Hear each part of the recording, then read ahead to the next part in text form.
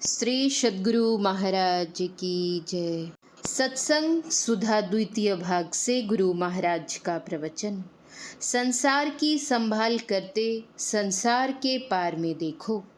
संसार की संभाल बहुत जरूरी है, साथ ही यह भी जरूरी है कि संसार के उस पार में देखो।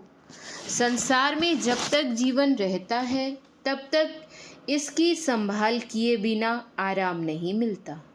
संसार के पार में क्या है, इसकी खबर यदि नहीं लो तो वह आराम, जिस आराम के बाद कोई तकलीफ नहीं आती, जिसके बाद कोई दूसरा आराम पाने की इच्छा नहीं होती, वह आराम नहीं मिलता।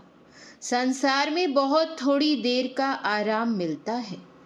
इस आराम या चैन का सुख क्षणिक है, अपूर्ण है, किंतु संसार के बाद का सुख कल्याणपूर्ण और नित्य है। संतों ने कहा है कि संसार के कामों को भी करो और संसार के पार में भी देखने की कोशिश करो। पलटू कारज सब करे, सुरती रहे अलगान। पलटू साहब, इसके लिए यत्न सीखो और अमल अभ्यास करो। उस अभ्यास को बढ़ाओ।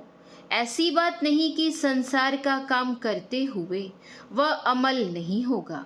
शंकराचार्य के हाथ में कितना काम था, फिर भी वे लोगों को रास्ता बताते फिरते थे कि जिससे संसार का कल्याण हो। शंकराचार्य का कुटुंब समस्त संसार था। वसुधैव कुटुंबकम। संतों ने कहा है कि नैतिकता के पतन से दुख पाओगे। सदाचारहीन होने से नैतिक पतन होगा। सदाचार का पालन करो। सदाचार का पालन करना बिना आध्यात्मिक ज्ञान के नहीं होगा। केवल आधी भौतिक पदार्थों को लेते रहो तब तुम सदाचारी बनोगे, यह नहीं होगा। संसार का पदार्थ येन केन विधि से ले सकोगे, किंतु जो रूहानी चीज है उसको जिस तिस तरह से नहीं ले सकोगे। दुरुस्त और ठीक इखलाक व त्रुटि विहीन सदाचार से ही अध्यात्म तत्व का पाना हो सकता है, जिसमें शांतिदायक सुख है। सदाचार के पालन में लगे रहने से नैतिकता का पतन नहीं होगा और जनता में नैतिकता की बढ़ती से संसार सुखी हो जाएगा। यदि सदाचार से गिरे तो नैतिक पतन वाले को संसार में चैन कहाँ।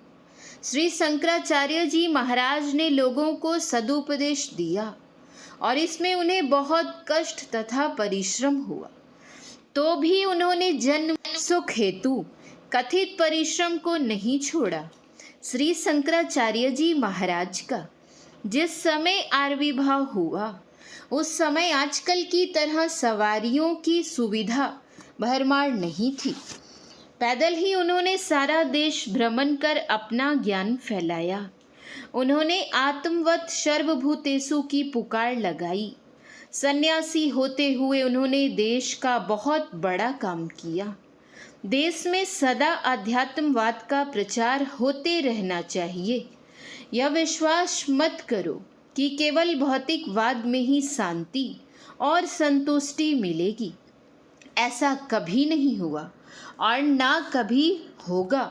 आध्यात्मिकता की ओर बढ़ो और सांसारिक वस्तुओं को भी संभाल रहो। मैं देखता हूँ कि आजकल देश में नैतिक पतन हो गया है। जो जिस कदर खाने पहनने पाते हैं उसी में किसी तरह गुजर करते हैं, किंतु सदाचार का पालन हो, अध्यात्म ज्ञान हो तो जिन्हें खाने पहनने कम मिलता है उन्हें विशेष मिल जाए। हमारी सरकार देश को सुखी बनाने के लिए विधान बनाती है, किंतु उस विधान के रहते हुए भी नैतिक पतन के कारण लोग अन्न और वस्त्र की कमी को अत्यधिक महसूस करते ही हैं। इसलिए नैतिक पतन न हो, इसके लिए सदाचार का पालन कीजिए। इस सदाचार का अवलंब ईश्वर की भक्ति है। ईश्वर की भक्ति कीजिए, अर्थात आध्यात्मिकता की ओर चलिए। योग, ज्ञान और ईश्वर भक्ति सब संग संग मिले जुले हैं। बिना ज्ञान के किसकी भक्ति हो, जान नहीं सकते। भक्ति सेवा को कहते हैं। सेवा में क्या ईश्वर का पैर दबाया जाए या उनको कोई बीमारी है जो उनकी चिकित्सा की जाए, परंतु परमात्मा के लिए यह सेवा नहीं है। यह सेवा साधारण लोगों के लिए है।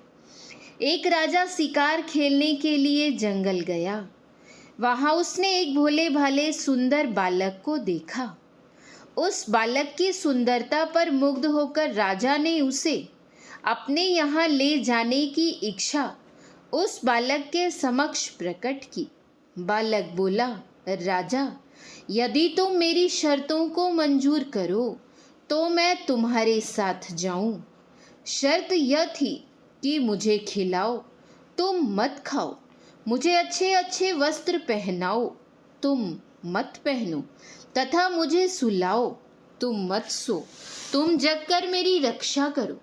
राजा ने कहा, ऐसा तो नहीं होगा, किंतु मैं जैसा खाऊंगा तथा पहनूंगा उसी तरह तुम्हें खिलाऊंगा तथा पहनाऊंगा, और जिस तरह मेरे सोने पर पहरेदार पहरा करते हैं उसी तरह तुम्हारे सोने पर भी पहरा होगा।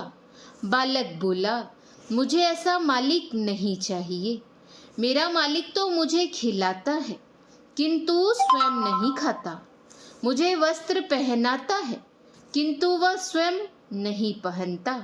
मैं सोता हूँ और वह जगकर मेरा पहरा करता है। परमात्मा के लिए खाना पीना पहनना और सोना नहीं। उस प्रभु की सेवा क्या होगी? उनके पास जाओ, अपने को उनके पास हाजिर करो, यही सेवा है। ऐसी सेवक सेवा करे, जिसका जीव तिसु आगे धरे। गुरु नानक साहब, अपने को ईश्वर के चरणों में समर्पित करो, यही संयम है। शम यम के पालन के साथ त्रिवेणी पर सुमिरन करो। सहज समर्पण सुमिरण सेवा, त्रिवेणी तट संयम सपरा। दादू दयाल जी, ऐसा ही सेवक ईश्वर से मिलता है। सदाचार का पालन करना जरूरी है। सदाचार के पालन से संसार में सुख और परलोक में भी मोक्ष मिलेगा। सब लोगों को इसका पालन करना चाहिए। श्री सद्गुरु महाराज की जय। पुस्तक प्रेरक संस्मरण, लेखक गुरु सेवी स्वामी भगीरथ दास जी महाराज। निंदनीय चंदा। संतमत के एक वरिष्ठ महात्मा अखिल भारत स्तर पर संतमत सत्संग के 3 दिनों का समय बनवाए। उस अधिवेशन में गुरुदेव को किसी तरह ले गए। पूज्य गुरुदेव वहां पहुंचे, पर वहां का पानी भी नहीं पिए। किसी तरह बहुत निवेदन करने पर मंच पर तो चले गए, लेकिन जाने के साथ ही अपने सामने माइक मंगवाकर उन महात्मा जी का नाम लेते हुए बोले, फला दास ने बहुत अन्याय के साथ चंदा किया है, इसलिए मैं यहाँ नहीं रहूँगा। यह कहकर मुझे आज्ञा दिए कार गाड़ी में बैठाने की। मैंने गोद में उन्हें उठाकर कार गाड़ी में बैठा दिया। पूज्य गुरुदेव अपने नज़दीकी सेवकों के साथ वहाँ से चल दिए। पीछे पता चला कि सत्संग कराने वाले अमुक बाबा ने चंदा वसूल करने का भार वहाँ के विधायक को दिया था। उन्होंने बहुत कठोरता और निर्दयता पूर्वक गरीब आदमी से भी चंदा वसूल किया था। इसीलिए गुरुदेव वहाँ का पानी तक नहीं पिए और ना सत्संग में ही भाग लिए। इस नमूना से सत्संगी समाज को यह सीख लेनी चाहिए कि कठोरता और निर्दयता पूर्वक चंदा नहीं लेना चाहिए। अगर निर्दयता पूर्वक चंदा लिया जाएगा तो गुरुदेव प्रसन्न नहीं होंगे, बल्कि वे नाखुश हो जाएंगे। श्री सद्गुरु महाराज की जय। श्री सद्गुरु महाराज की जय। श्री सद्गुरु महाराज की जय।